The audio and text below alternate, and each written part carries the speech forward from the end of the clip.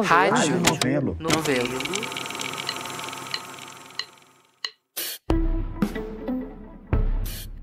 Em 2022, eu li na Folha de São Paulo uma notícia que me pegou totalmente de surpresa. Era sobre o Thiago André, o criador e apresentador do podcast História Preta, de que eu já era ouvinte há muito tempo. O História Preta é um podcast que faz o que diz o nome, conta histórias de pessoas pretas. E com isso, ele conta a história do Brasil de um jeito que a gente não aprende na escola, mas deveria. É um podcast progressista, feito por um homem claramente de esquerda, mas o que ele contava nessa matéria da Folha era que ele era militar. Ele era da Marinha. Ele tinha entrado com 18 anos e ficado até então.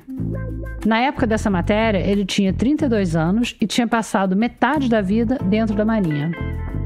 Eu me espantei porque a gente não costuma associar as Forças Armadas a pessoas progressistas. E para mim, foi como se eu descobrisse que o Thiago tinha uma vida dupla. Você sabe que a gente sempre acha que é amiga dos nossos podcasters favoritos, né?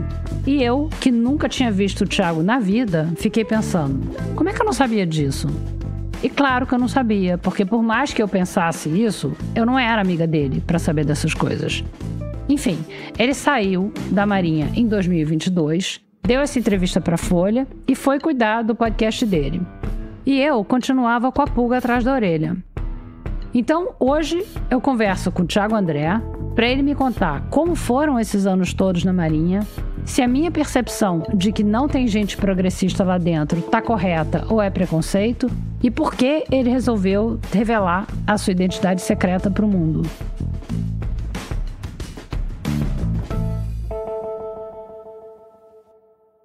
Explica aí pra gente o que é essa tua identidade secreta. Bom, eu fui militar da Marinha durante 12, 13 anos. E, assim, nos 2 últimos anos dessa carreira militar, eu também estive fazendo um podcast, que é o História Preta, podcast narrativo.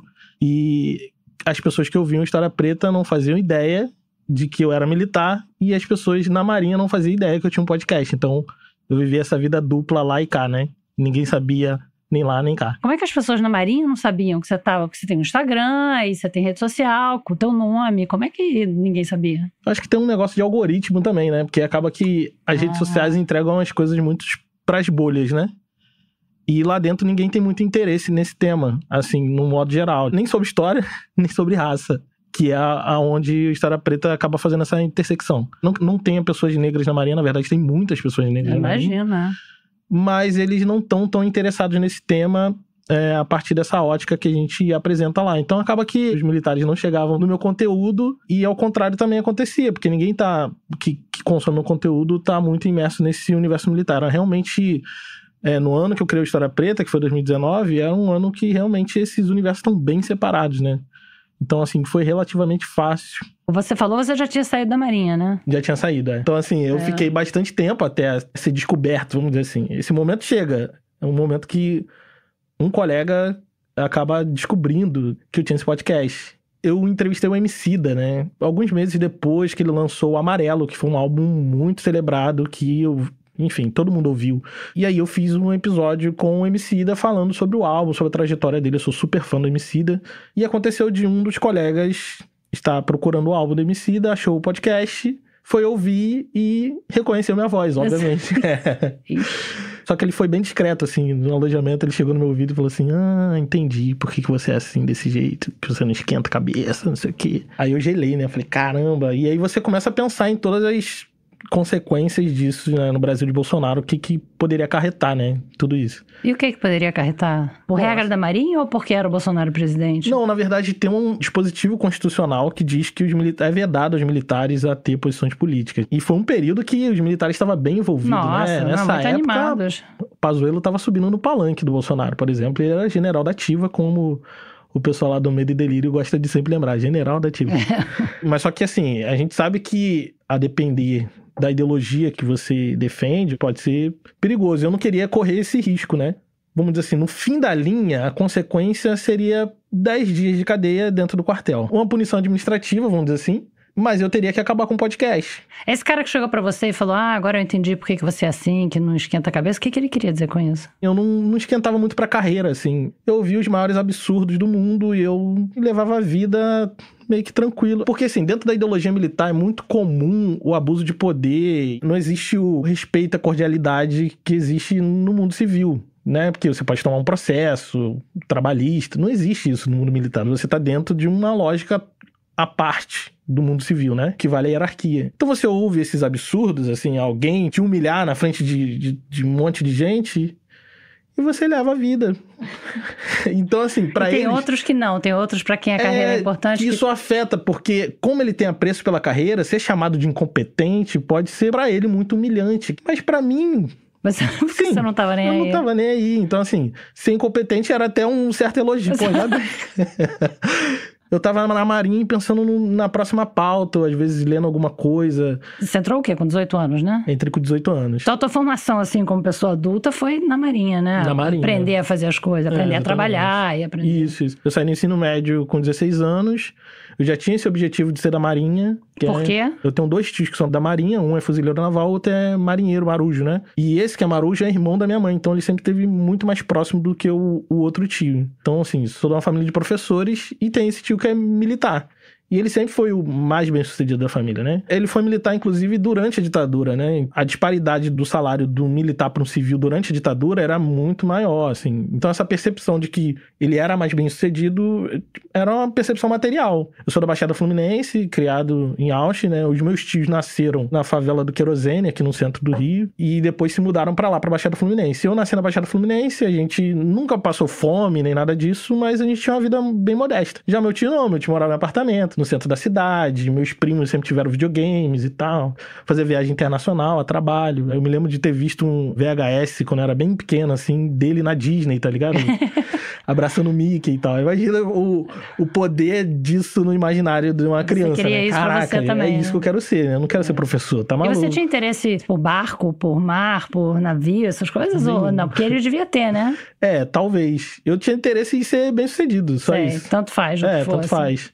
Tanto é que depois que eu me formei, eu corri dessa vida marítima, né? Porque é uma vida de muita ausência da família e tal. E aí, o que você fazia, assim, lá? A minha profissão era comunicações navais. É um espectro muito grande do que você faz dentro da Marinha. Você pode tanto trabalhar com satélites quanto com TI, por exemplo. Então, nos últimos anos foi supervisão TI numa delegacia de capitania dos portos no norte de Santa Catarina. Então, era uma delegacia pequena, numa cidade pequena, São Francisco do Sul, foi a última cidade. Então, um contingente bem pequeno e eu era o supervisor, o coordenador ali de TI, né, do quartel. No fim da linha, eu trabalhava com comunicação, né, lá dentro. Você veio de uma família progressista, você sempre foi progressista, né? Você nunca viu isso como uma contradição? Era um trabalho, né? Era um emprego. Era um trabalho e até ali... talvez 2013, isso nunca foi muito uma questão, nem lá dentro, assim. Minha formação, eu nunca tive essa percepção de direita ou esquerda. Claro, existe essa ideologia militar, né? Que é comum praticamente a todas as Forças Armadas do mundo, que é a hierarquia e disciplina, que é a base das Forças Armadas, pelo menos na nossa formação de praças, né? Eu não sei como é que era a formação de oficiais, né? Que é um outro detalhe também. Toda Força Armada ela é dividida entre praças e oficiais. Os praças é a mão de obra, vamos dizer assim, é o corpo técnico da Marinha, e os oficiais é aqueles que são treinados para comandar, né? Para mandar, para fazer a função de chefia e liderança. Na minha formação de praça, nunca teve esse fator ideológico de direito que eu pudesse identificar. Eu vim de uma família de esquerda que é uma família de professores, né? Mas também não era todo mundo assim muito, não, sou esquerda, não sei o quê. Não é isso. É porque... Não é uma família de ativistas, né? Isso, ninguém era ativista, mas eram todos sindicalizados, né? Então essa percepção de que somos classe trabalhadora sempre teve na minha casa. Mas, assim, nunca teve essa ideia de que, o militar é de direita e professor de esquerda, sei lá. E aí, em 2013, o que aconteceu? Eu tava em Rio Grande, na época, que fica no extremo sul do Rio Grande do Sul, né? E aí teve toda essa movimentação, mas eu sempre me identifiquei com uma pessoa de esquerda. Aí que começou o problema, nessa época aí, porque as pessoas lá dentro começaram a descobrir o que era esquerda, o que era direita. Uau. E o Bolsonaro, inclusive, já era muito conhecido dentro desse corpo militar, né? Não por conta dessa coisa de direita e esquerda, mas porque ele lutava pelos direitos militares, ou pelo menos quando ele era deputado, né? Essa era a pauta dele, né? Essa era a grande pauta. Então ele já era conhecido. E nesse momento ele toma um lado e isso também ajuda a orientar essa tropa que não tinha muita ideia do que era direita e o que era esquerda, né? Então a maioria dos meus colegas começa a se identificar mais à direita e como conservadores e tal. Nesse quartel que eu servia, só tinha eu e mais um, assim, declaradamente de esquerda. Qualquer notícia sobre política eu discutia, quebrava o pau e tal. E era esse tipo de pessoa. Não tinha nada pra fazer, vamos discutir sobre política aqui dentro do quartel, né? Aqui em Rio Grande. Esse colega também, que por acaso também era do mesmo setor. E as pessoas sabiam, faziam piada. Não tinha essa hostilidade, era só opinião política. Exatamente. Tanto é que eu discutia com pessoas que eram superiores. Eu era cabo na época e eu discutia com sargentos e tal. E a gente botava em debate as nossas percepções de mundo, mas assim, era como qualquer pessoa em lugar. Eu percebo que ali houve uma mudança. Porque também houve uma mudança pra mim, porque 2013 acontece isso, eu começo a perceber essa mudança, e 2014 que eu entro na graduação em História também. Então, assim, enquanto esse Brasil tá mudando, eu também estou mudando. Porque, como eu disse, né, eu nem sempre fui essa pessoa que não esquentou pra carreira. Eu realmente queria seguir a carreira. Só que quando eu entro na universidade, um novo mundo se abre pra mim. A vida militar é muito autorreferenciada, né? Você fica muito preso naquele universo ao ponto de você não saber muito o que rola, assim, do lado de fora, né? E sair desse universo todos os dias para a universidade me abriu um horizonte completamente novo. Então, assim, teve mudanças no Brasil e mudanças internas também, no mesmo momento, né? E aí o História Preta é resultado disso? Então você fez graduação em História? Eu não terminei, né? Por causa da Marinha, eu não consegui terminar. Porque, assim, eu fui fazendo a graduação, aí no último semestre da graduação em História, nas últimas provas ali, eu tive que fazer uma viagem de 30 dias, que eu já estava embarcado nessa época. E aí eu perdi todas as provas finais. E aí eu perdi aquele semestre e logo em seguida eu fui transferido para o Rio de Janeiro para fazer meu curso de sargento, né? E aí é mais ou menos nesse contexto aí que o História Preta nasce, né? Essa frustração de não poder seguir adiante com a graduação e ter que abraçar a vida militar de vez me deixou muito frustrado. Eu falei, cara, eu não quero parar de fazer essas coisas que eu gosto de fazer, então, sei lá, vou fazer esse podcast que, enfim, só vai ser pra mim, não vai dar em nada. Absolutamente não foi só pra mim, né? Então eu conheci o movimento negro organizado na universidade, conheci pesquisas acadêmicas a respeito da história negra, primeiro no Rio Grande do Sul, depois no Brasil. E aí eu fui percebendo que existia uma história que eu não conhecia, que estava restrito a esse mundo acadêmico, né? Então ali foi plantada uma sementinha, que eu fiquei, pô, mais pessoas poderiam saber disso, né? Você tá dizendo que pra você, durante muito tempo, foi basicamente um emprego. Eu quero ter um emprego seguro, que eu possa, né, prover pra minha família e tudo. Mas me parece que, na maioria das vezes, é uma identidade também, né? Você entrou lá com 18 anos, quer dizer, você era uma criança, né? Sim. E eu vi você dizendo em algum lugar que quando você entra para as Forças Armadas, que a ideia é assim, matar o civil que existe em você para fazer nascer o militar, né? O que isso quer dizer? É porque assim, na ideologia militar, essa questão da hierarquia depende muito de que você não pense muito. Eu não tô querendo dizer que os militares são burros, que não pensam, que não têm senso crítico, não é isso. Não, mas tem que obedecer ordem, né? Faz sentido. Se você for questionar todas as ordens, como é que as Forças Armadas vão funcionar, né? Exatamente. Todo curso de formação militar vai ter um período de adaptação, onde você toma esse choque de realidade, onde você vai aprender a obedecer sem questionar. Então esse é o primeiro ponto dessa virada de ser civil para militar, que é você entender essas duas bases, que é a hierarquia e a disciplina. É você entender que não existe duas pessoas iguais nas Forças Armadas, sempre vai ter o mais antigo e o mais moderno. Alguém que está há mais tempo e alguém que chegou depois. Chegamos todo mundo juntos, fizemos concurso de todo mundo juntos, somos todos da mesma turma. Mas tem uma classificação do concurso. E essa de quem passou em primeiro, quem passou em segundo? Exatamente. E essa, em primeiro momento, vai ser a hierarquia dessa turma. A hierarquia é dentro da mesma turma. Dentro da mesma turma. Depois que termina o curso, a classificação do curso vai ser a hierarquia que você vai levar para o resto da sua carreira. Então, primeiro lugar até o último lugar daquela turma vai estar separado hierarquicamente. Então, você aprende isso no momento que você chega.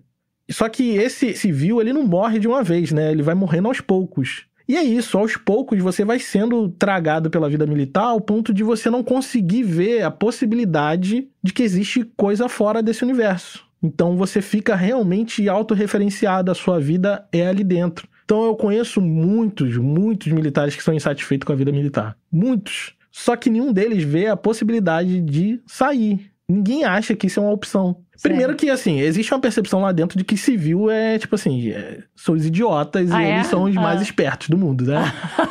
Então, assim, você... Mal sabem eles a percepção daqui de fora. Exatamente. Lá na Marinha a gente fala paisano. O paisano, né? Pô, o cara é paisano, não entende nada. Aí tem uma gíria que chama militar de apaisanado, que é um militar que não é muito militar. Pô, esse cara é muito apaisanado. Geralmente ele é um cara indisciplinado, que não vai obedecer, que não vai se alinhar a essa ideologia militar da maneira... Bom, o Bolsonaro, né? Deveria, assim... Deveria. Quando ele estava no exército, né? Deveria, mas não é essa percepção que eles têm, né? Essa leitura, ela é muito elástica também. Mas é isso, aos poucos, esse civil, ele vai morrendo ao ponto de, assim, se você chegou muito jovem, os cadetes, né, chamados de cadetes, entram com 14, 15 anos. Então eu conheci oficiais que, assim, realmente, tudo que ele conhecia da vida era marinha. A percepção que eles tinham no mundo, né, deles era muito bem acurada. Mas fora daquilo ali, eles não sabem de muita coisa, sabe? Não sabem. Se esse civil não consegue morrer, você vai viver uma vida muito angustiante, que é o que aconteceu comigo. Que você tem que, de certa forma, encenar um personagem no seu trabalho o tempo todo. Então, quando você saiu, você chegou a ter uma crise de identidade de eu não sou mais militar ou não? Porque você já não tinha tanto essa identidade militar? Na verdade, foi um alívio, assim. Eu tirei um peso. Assim, eu não sei nem descrever o tamanho da felicidade que eu tive. Ai, que bom. Quando eu saí, essa é a última vez, eu nunca mais piso nesse lugar. Porque já era um desejo que já estava muito maduro. Só que eu não encontrava meios, né? Então, e aí o História Preta foi o meio que você encontrou? Foi o meio. Talvez essa tenha sido a decisão mais difícil da minha vida. Porque tem muitas questões que envolvem isso, né? Envolvia a minha família. Porque eles queriam que você ficasse? Porque você ajudava a família? Ou porque eles ficaram com medo do que poderia acontecer? Ou por quê? Além de ter essa expectativa, né, de uma carreira segura, quando a gente vem de família pobre, a gente nunca tá segura. Ainda que não esteja nem perto de você perder tudo e ficar na miséria, você tá sempre com esse... Ainda mais de uma família que saiu da favela, construiu, através de muitas gerações, esse pouco que tinha. Então, quando você conquista um emprego público que é garantido pro resto da sua vida, e que isso pode ser um lugar de segurança pro restante da família, se tudo der errado pra todo mundo, pelo menos pra você não vai dar. Então é uma decisão que você não toma sozinho, você toma coletivamente, né? Você toma pensando em toda a sua família. Então é muito difícil, porque pra mim tava muito claro que eu precisava sair. Mas ao mesmo tempo eu tinha medo dessas consequências. Então foi talvez a decisão mais difícil da minha vida, seguramente. Quando você tava lá, você acha que fez diferença na tua experiência você ser um jovem negro ou não? Não fez diferença nenhuma ser uma pessoa negra na Marinha, assim... Até porque a maioria das pessoas do corpo de praças são pessoas negras ou pardas. Quando eu servi no Rio de Janeiro, eu era marinheiro na época, você olhava para os oficiais, isso na época, 2010 mais ou menos, a maioria esmagadora eram pessoas brancas, né? E você olhava para as praças, a maioria eram pessoas negras. Hoje em dia isso tá um pouco mais misturado, a carreira militar não é tão atrativa assim para os filhos da elite, como já foi um dia. E acaba que os filhos dos praças da outra geração acabam se tornando oficiais nessa geração. Que interessante isso, não sabia. Você vai ver muitos oficiais que são filhos de praças, filhos de suboficiais e tal. Porque já tinham essa experiência da vida militar em casa e aí são incentivados a entrar para a escola de oficiais. E é aquela história de que você não vê horizonte fora do militarismo, você começa a ver pro seu filho que melhorar na vida é pelo menos ser oficial. Daí vem a maior parte dos meus conflitos. É você perceber que existe um mundo muito grande lá fora, para além da vida militar, sabe? E eu fui desencorajado por diversos colegas. Pô, mano, você vai sair, você é sargento, já tem mais de 10 anos, não sei o quê. Tentava me desencorajar a sair. Então, assim, é bem forte esse laço militar, sabe? A pessoa não quer sair, mas também não quer que você saia, né? Tem isso.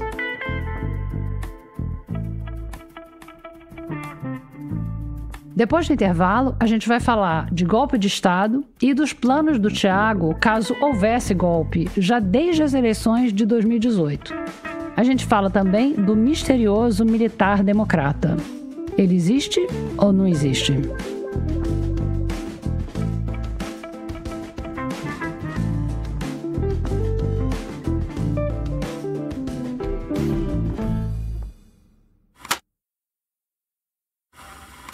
E me diz uma coisa, eu vi que uma vez em 22, te perguntaram o que não podia acontecer nas eleições presidenciais e que você respondeu que o que não podia acontecer era um golpe de Estado, isso lá atrás.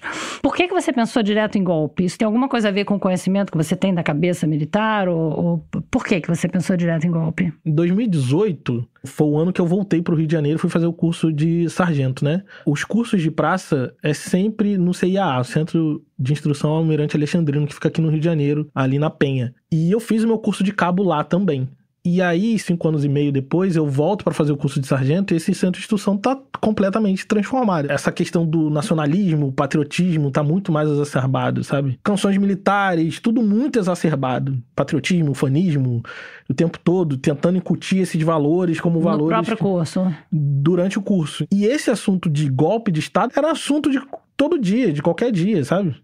Tipo, hora do almoço, será que vai ter um golpe? Pô, não, queremos um golpe. Tinha que ter um golpe. Que tinha que ter. Porque a nossa vida ia ser melhor, que não sei o quê. E eu ficava assim, cara, vocês são malucos. Ainda discutia nessa época, né? Vocês querem transformar o Brasil num grande quartel? Isso aqui é uma merda, ninguém gosta disso aqui. Nenhum de vocês gosta disso aqui. Ninguém gosta de ser mandado por esses caras.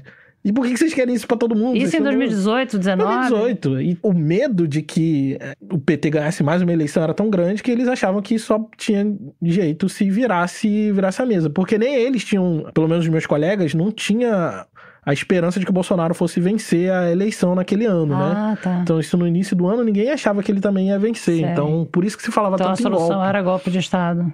E aí o meu problema de você ouvir de golpe o tempo todo, no meio da tropa, sabendo de história, é que isso, né, isso te deixa um pouco preocupado, seriamente preocupado. Porque a gente teve vários golpes militares, né? Exatamente, o Brasil é fundado nisso, né, em golpe atrás de golpe. Em 64 a gente vivenciou isso, sabe o que acontece com os civis. Com os civis, O que acontece com os militares? Militares que não se alinham com esse golpe de Estado. Então, assim, eu comecei a temer realmente pela minha segurança, porque até então eu não temia. Eu sempre fui uma pessoa politicamente exposta, assim. E a gente sabe também que eles mantêm uma certa investigação de todos os militares, né? Sabe um pouco da sua vida e existe prontuários de inteligência sobre cada militar, que a gente não tem acesso. Então eu comecei a pensar, se esses anos todos eu sempre falei que sou de esquerda, com certeza no meu prontuário de inteligência tá lá. Pelo menos uma foice e um martelo. E se rolar realmente um golpe de Estado, como eles querem... Uau, esse era o teu medo também. Esse era um medo, assim, que... Assim, eu nunca tinha tido, mas que em 2018 esse medo foi crescendo aos poucos, né? Tanto é que no segundo turno, eu tava chegando no trabalho, eu tava chegando no alojamento, conversando com um colega, e tava rolando aqueles papos de xenofóbico. O Haddad só conseguiu ir pro segundo turno porque nordestino, não sei o quê. E na Marinha tem muitos nordestinos, né? E aí eu tava com um colega que é do Piauí, eu falei assim, cara, esse papo aí que eu não gosto, tá vendo? Você votou no Bolsonaro, o cara tá aí com esses papos, não sei o quê. E atrás de mim vinha um colega que ouvia esse meu diálogo com esse colega do Piauí. E ele falou assim, eu tô doido pro Bolsonaro vencer pra gente igual você desaparecer. E aí, depois disso, eu realmente comecei a temer a vitória do Bolsonaro. Então, eu tava no Rio de Janeiro, o curso tava terminando, a gente precisava escolher pra onde a gente iria. E aí, eu conversei com a minha esposa, falei, cara, eu acho melhor a gente voltar pro 5º Distrito Naval. Que é lá no sul.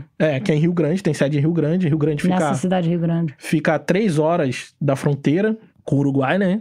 Eu falei, cara, é melhor a gente voltar pra Rio Grande. Se, na melhor das hipóteses, não acontecer nada, a gente tá em Rio Grande, a gente já tinha se acostumado com a cidade, eu volto a fazer uma graduação na UFPEL, e a nossa vida volta a ser o que era antes da gente vir pro Rio de Janeiro. E se der ruim, a gente tá perto da fronteira, dá tempo de atravessar. Chegou nesse nível de planejamento. Cheguei nesse nível. Eu tô perto da fronteira, posso fugir pro Uruguai. Hoje em dia, a gente pode até... a gente pode rir um pouco disso. Eu não acho, não. Não acho, não. Acho que faz todo sentido isso que eu tava pensando. A gente pode pensar assim... Com o que a gente tá vendo agora, da revelação da tentativa de golpe, e com a experiência que a gente tem da ditadura militar e de outras ditaduras militares, eu acho que faz todo sentido você pensar assim. Naquele momento, parecia, tipo assim, loucura você pensar dessa maneira. Mas eu tava pensando, primeiro, na minha segurança, porque é isso. Você sendo militar, um militar de esquerda, ou que não se alinha com o governo, o que seja, você não vai ser buscado em casa. Você tá no quartel, você nem sai, você nem volta pra casa. Ninguém vai saber. E ninguém precisa dar satisfação na sua vida. E se você for julgado, você vai ser julgado num tribunal militar, totalmente a mercê da força, né? E isso já aconteceu. Nas vésperas do golpe de 64, os marinheiros tinham uma associação que era como se fosse um sindicato, assim, que eles estavam reivindicando direitos trabalhistas na época, né? E isso às vésperas do golpe, né? Então eles estavam meio que amotinados e o Jango Goulart apoiou eles, né? E anistiou eles, porque o ministro da Marinha, que seria como se fosse o comandante da Marinha na época, queria prender todos eles. E o Jango destituiu o ministro, botou outro no lugar e anistiou os marinheiros, né? Depois que o golpe aconteceu, todos eles foram presos.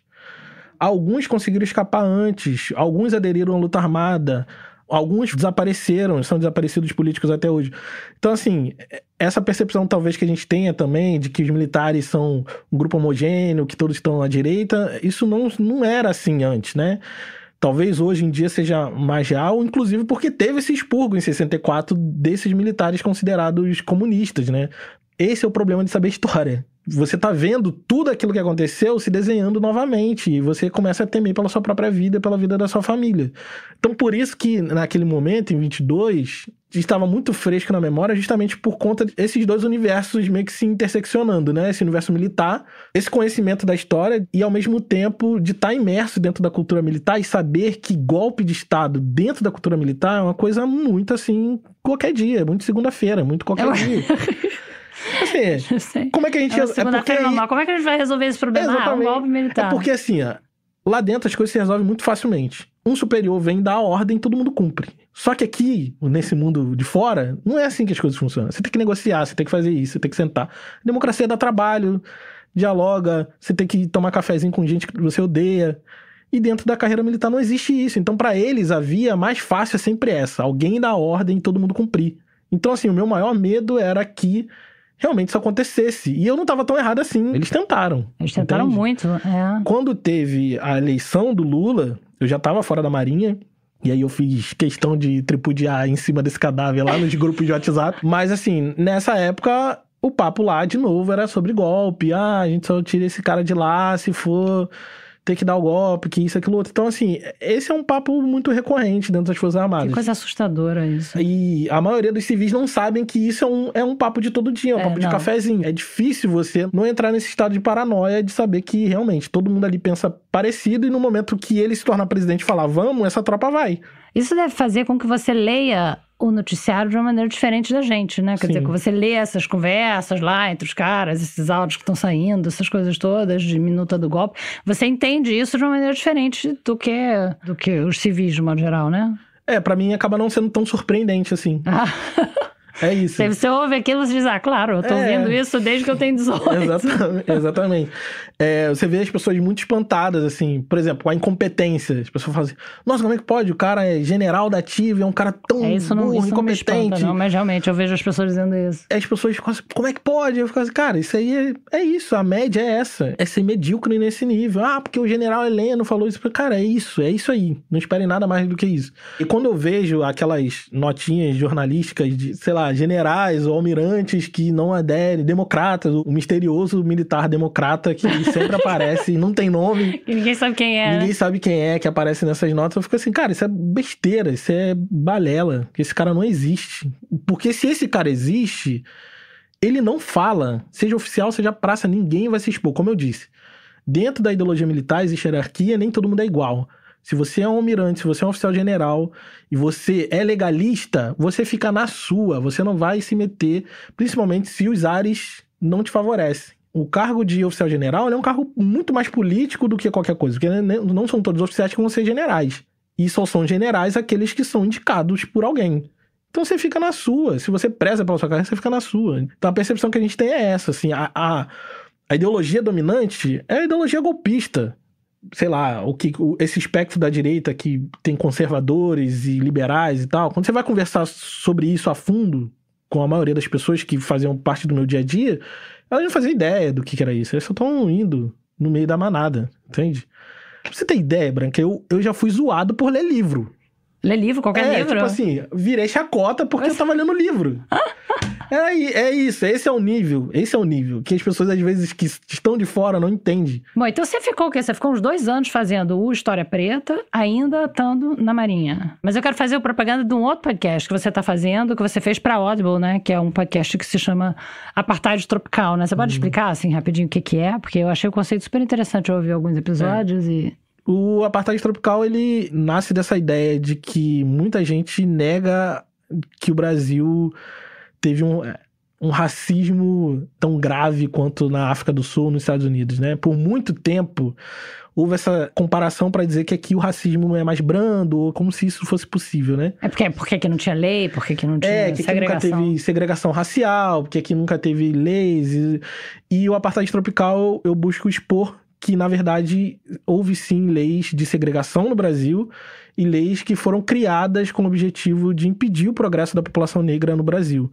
Então, ao longo de 10 episódios, a gente trata de alguns temas como educação, enfim, política e tudo mais, para mostrar que houve sim no Brasil uma segregação e um apartheid um pouco mais sofisticado, né? Um apartheid que o movimento negro chamou de apartheid à brasileira, que é esse apartheid com jeitinho brasileiro. Então, o apartheid tropical... Dá um exemplo. O exemplo principal talvez seja logo depois da abolição da escravidão, logo assim que a República se institui, o Código Penal da República, ele traz alguns dispositivos. Primeiro, a proibição da religiosidade afro-brasileira, então tudo aquilo que fosse manifestação que eles consideravam feitiçaria, o segredo estava aonde? Não botar isso no texto da lei. Não pode religião afro-brasileira. Mas você põe feitiçaria, você põe que a pessoa não pode carregar amuleto, você põe... Então, só aí você já pega um monte de gente. Isso está no Código Penal, não é uma coisa trivial, é um crime, né? A proibição da capoeira, isso já é escrito textualmente, né, que a capoeira seria proibida, isso tudo no Código Penal. E a lei de vadiagem, por exemplo, que é uma lei que também não tem nenhum dispositivo que é que racial. a pessoa tem que estar trabalhando, né? A lei da vadiagem, ela dizia o seguinte: se você não conseguir comprovar que você tem um emprego formal, se você não conseguir comprovar moradia, você é considerado vadio, né? Então, num contexto de imediato pós-abolição, onde muitas pessoas, inclusive, que foram libertas no campo, vêm para a cidade, vêm para as capitais, estão morando em favelas, né? Que é aí que é a formação das primeiras favelas. Estão morando em favelas onde não tem endereço fixo, não tem logradouro, não tem rua, não tem número. E trabalhando na informalidade, vendedores de rua. Então, assim, toda essa massa de pessoas estava sujeita a ser presa. E no caso da lei da vadiagem, a pena era de até 2 anos, né, de prisão mesmo. Sem você precisar botar dispositivos raciais, dizer assim, a gente quer encarcerar pessoas negras, você põe esses dispositivos que são meio pegadinha, né, que tá aí o nome apartheid à brasileira, meio que com um jeitinho você consegue incluir um grupo racial específico dentro de um dispositivo legal, né? Esse é o exemplo inicial. Isso vai se estender ao longo desses 100 anos, né, que o apartheid tropical, eu falo de 1888, né, até 1988, a nossa Constituição, que é a primeira vez que o Estado brasileiro reconhece a cultura afro-brasileira como cultura e põe no texto constitucional pessoas negras e indígenas, né, como sujeitos, como cidadãos, e não deixa assim meio ambíguo, brasileiros, onde supostamente todos seriam iguais. Então, ao longo desses 100 anos, a gente vai ver uma série de movimentações de diferentes maneiras para proibir, seja a religiosidade, proibir partidos políticos, organizações políticas. Eu falo sobre o primeiro deputado federal negro, que ele foi eleito, mas o presidente da República pessoalmente quis impedir dele assumir por ele ser preto demais. Isso está nos jornais, isso tem documento, assim, você vai precisar ouvir o apartheid tropical para você ver que realmente isso aconteceu. Então, existiu uma movimentação e a discussão da criação dessas leis também, que eu trago em alguns episódios, a discussão que está rolando no parlamento está nesses termos, né? De segurar, porque a população negra não sabe viver em liberdade. Então, todas essas discussões estão acontecendo no Brasil, logo no imediato pós-abolição, e esse imaginário de população negra que impede o progresso do Brasil está em todo momento, seja criando leis, não especificamente para a população negra, mas para favorecer imigrantes brancos. E nesse contexto todo, além de trazer essas leis que tentaram impedir o progresso da população negra, eu também mostro como a gente chegou até aqui, porque o projeto era para que a gente não chegasse até aqui. E aí a gente tenta expor ali algumas histórias de resistência de pessoas pouco conhecidas. Então a gente meio que passa por quase todas as regiões do Brasil falando um pouco como a população negra resistiu a esse projeto de país que era justamente para segregar e impedir o nosso progresso, para que em 2 ou 3 gerações o Brasil fosse completamente branco, né? Esse era o plano. Um plano genial. Deu tudo errado, né? Uma outra entrevista que você deu, que você disse que falar mal da Marinha depois de tanto tempo lá dentro é que nem falar mal de Deus ou falar mal da mãe. Você ainda carrega isso dentro de você ou não, né? Porque você acabou de falar da Marinha horrores aqui na última hora. Mas como é que é isso? De que de repente você sai e é como se você estivesse falando mal da mãe? Hoje isso tá um pouco mais resolvido, né? Mas logo assim que você sai imediatamente, você fica meio assim, sabe? Porque é uma relação meio ambígua mesmo. Eu ouvi a minha vida toda que a Marinha era uma mãe. Isso minha avó dizia.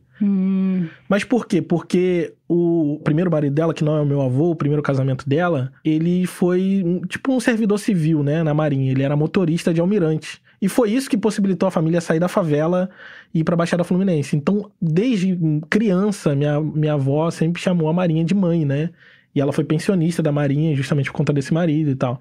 Então, já tinha essa construção desse imaginário desde de criança. E depois lá dentro você também é ensinado muito que, tipo assim, quem bota a comida na sua mesa é a Marinha. Ainda que você não acredite muito depois racionalmente nessas ideias, isso fica muito entranhado, muito enraizado dentro de você, né? E você, em alguma medida, tenta manter algum nível de gratidão. Que não é exatamente gratidão, mas, enfim.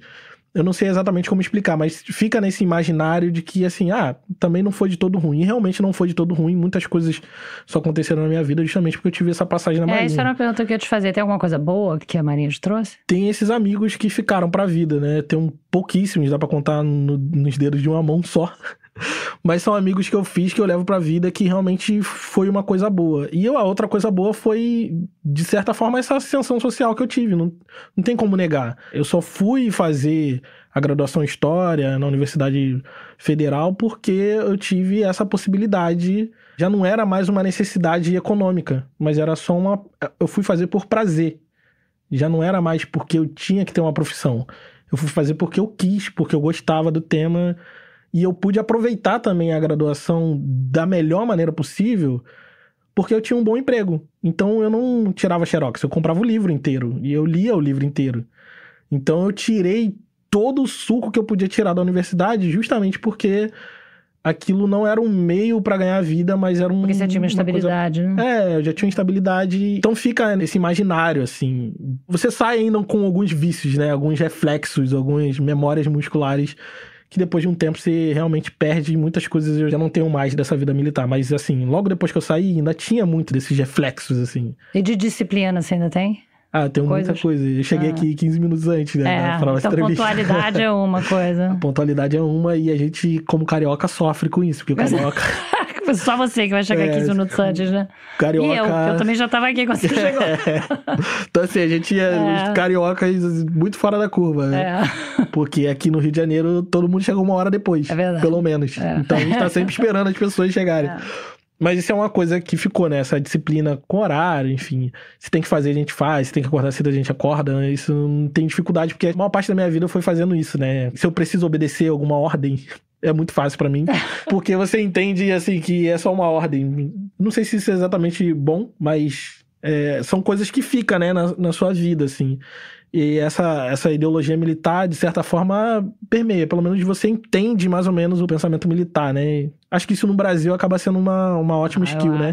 Acho um ativo, assim. Que você consegue entender a conjuntura de uma maneira diferente da gente. De uma maneira mais clara, nesse caso, né? No caso de que a gente tá sempre lidando com golpes, né? E eu sei que muitas coisas que as pessoas acham que é blefe não é. Tipo, sei lá... inteligência, investigação de sua vida e controle, essas coisas realmente existem. Eu sei que alguém vai ouvir esse podcast, por exemplo, pra saber porque eu saí da Marinha, mas eu continuo sendo um militar da reserva, né? Você fica como um militar da reserva. Claro. Porque se precisar, você é uma pessoa que já sabe. Se o Brasil entrar em guerra... Isso. Espero que não vai acontecer. Mas... É só o que falta, né? É só o que falta pra gente, realmente. Mas é isso. E a sua vida... Tá lá, claro. E sua vida é acompanhada... Continua sendo acompanhada de todos os militares. Sim, pra sempre você vai sempre ter alguém que vai anualmente dar um check na tua vida pra saber se tá tudo ok, pra onde que foi aquele cara e tal. Então eu sei que essas coisas realmente existem. Isso é um bom ativo de ter. Inclusive, quando o Lula venceu a eleição, eu fui lá tomar o meu porre, né? Que eu... De alívio, né? De alívio. O próximo vai ser quando o Bolsonaro ser preso. Já tá prometido. E aí eu tava ali, felicidade. Já tinha mandado um monte de mensagem, áudio desaforado nos grupos.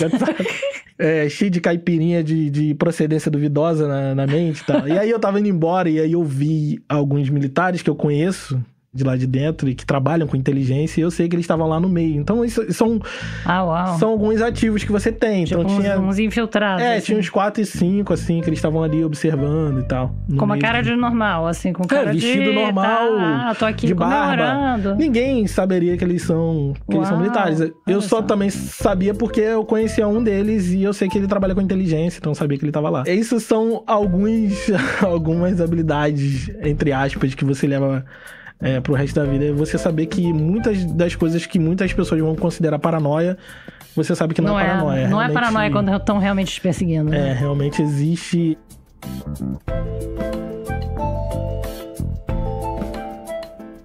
Eu fui evangélico também, esse é um da família, a vida toda? Não, minha mãe era da Umbanda, de família católica, mas chegou um momento da vida ali na juventude, eu e meus primos, a gente meio que deu Resolveram se converter? E eu fiquei muitos anos, assim. Tipo adolescente? Eu tinha 12 anos. 12 anos, uau. E eu fiquei praticamente, sei lá, até os meus 21, 22, eu estive, assim, dentro desse... Que é um outro universo que eu conheço muito bem, que é o universo dos evangélicos, né? No Brasil de hoje, você conhecer a ideologia militar e o universo dos evangélicos pode ser útil de alguma forma. Não pode não, é utilíssimo. Você entende o Brasil muito melhor do que as outras pessoas. Eu fui líder de jovens, dei aula em escola dominical, E foi uma coisa que você e teus primos quiseram fazer? Primeiro foi um dos meus primos, que acho que ele namorava uma menina da igreja, e aí ele começou a acompanhar ela, se converteu. A igreja é legal, a gente começou a ir, eu comecei a ir também, e aí todo mundo foi. Hoje em dia, acho que só tem um que ainda continua da igreja, todo mundo saiu. E eu que, inclusive, nem acredito em Deus mais. Mas você acreditava naquela época? Acreditava muito, era muito crente. Mas aí esse é o problema, eu entro muito de cabeça nas coisas, né? E aí eu entrei muito de cabeça no rolê de estudar a Bíblia. E eu acho que quem lê a Bíblia demais acaba dando tilt. Quem estuda em escola de padre, né? A maior fábrica de ateu que tem. Escola de padre e escola de freira. Exatamente, acho que foi isso que aconteceu. Acho que foi isso que aconteceu. O que você fazia uma leitura crítica da Bíblia? Eu comecei a observar contradições, e aí foi isso. Aí com o passar do tempo eu fui tendo essa percepção um pouco mais ateia e tal, e aí fui perdendo a fé. Como é que Deus, você notou que você tinha perdido a fé? Tipo... Isso é uma coisa doida, porque você não acorda num dia e fala assim, tá aí, acho que Deus não existe, né? Assim, né? Aos poucos, essa crença vai morrendo, né? Aos poucos. Assim, primeiro você perde a crença no Deus cristão, né? Você perde a crença em Jeová. Não faz sentido. Uma das coisas que foi muito conflituosa pra mim foi começar a ter uma ideia muito consolidada, por exemplo, direito dos povos originários. Como é que você concilia isso com missões? Pra mim é inconciliável isso. Não tem como eu respeitar a crença de alguém a partir da imposição do meu Deus. Então, o primeiro Deus que eu deixei de acreditar foi o Deus dos cristãos, né? Era óbvio. A espinha dorsal da ideologia cristã, da religiosidade cristã, é o ir e pregar o evangelho. Salvar a alma das pessoas. Você tem que ir por todo mundo e pregar o evangelho. Isso é a ordem do próprio Jesus. Aí chegou num ponto que foi, pra mim, inconciliável. Calma aí. Eu tenho que ir e pregar pra todo mundo. Eu tenho que acabar, aniquilar com a religião dos outros. Da tua mãe, inclusive. Da minha mãe, inclusive. Como, pra acreditar em Jeová ou em Jesus Cristo, eu já tinha que ser ateu de todos os outros deuses. Quando eu perdi a fé no meu Deus, foi muito fácil não acreditar em nenhum dos outros. Em nenhuma religião. Aí... Em nenhuma religião, E hoje em dia você é ateu. Eu sou ateu, Eu acho que é muito mais fácil você compreender e, inclusive, respeitar a religiosidade dos outros quando você enxerga pela ótica de que isso é uma faceta da manifestação cultural e da personalidade e tudo mais das pessoas. Então, assim, eu era ateu de vários deuses, acreditava só em um. Quando eu deixei de acreditar nesse, eu fiquei ateu de todos os outros deuses, né? E tolerante de todos eles também, né? Porque essa não é uma parada que também, não, minha bandeira, eu sou ateu. Quero que todo mundo seja, não. Eu só não acredito, tá ligado? Assim como muitas pessoas, sei lá, não acreditam em simpatia pra trazer o seu amor. Em 7 dias. Eu não acredito nos 10 mandamentos e que Jesus nasceu de uma mulher virgem e tal. Essas paradas eu não acredito, é igual pra mim. E muitas pessoas não sabem, justamente pela maneira respeitosa que eu trato todas as religiões, muitas pessoas não sabem que eu não sou religioso. Alguns até acham que eu sou de religião afro, né? Porque é um tema que eu falo bastante e tal. Já fiz episódio sobre Exu e é um episódio bem diferente dos outros episódios, é bem filosófico, emocional.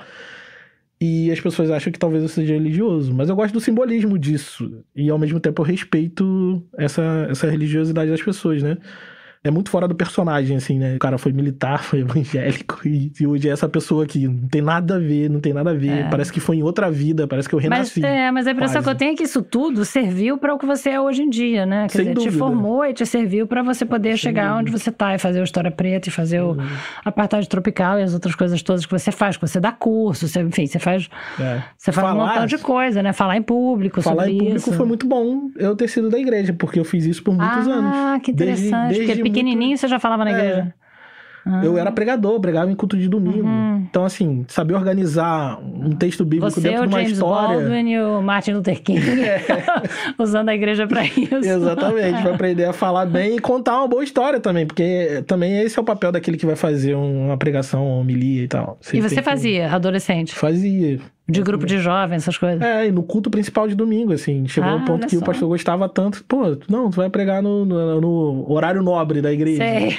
Eu tava lá com 16, 17 anos fazendo pregação. Isso, com certeza, hoje, olhando em retrospectiva, eu acho que isso foi extremamente útil pra mim. Foi uma escola. Falar em público, organizar as ideias e contar uma boa história em 30 minutos. Foi muito útil. Aí você imagina, é um brasileiro clássico, né? Quando criança tomava banho de pipoca na Umbanda, fez primeira comunhão, virou evangélico, militar, e é isso. Esse é o brasileiro raiz. É verdade. Bacana. Obrigada, Thiago. Eu que agradeço. Foi bom pra caramba conversar assim. Obrigada por ouvir o Fio da Meada. No site da Rádio Novelo, você pode encontrar a transcrição do episódio e o link para o História Preta e para o Apartheid Tropical, o novo podcast do Thiago.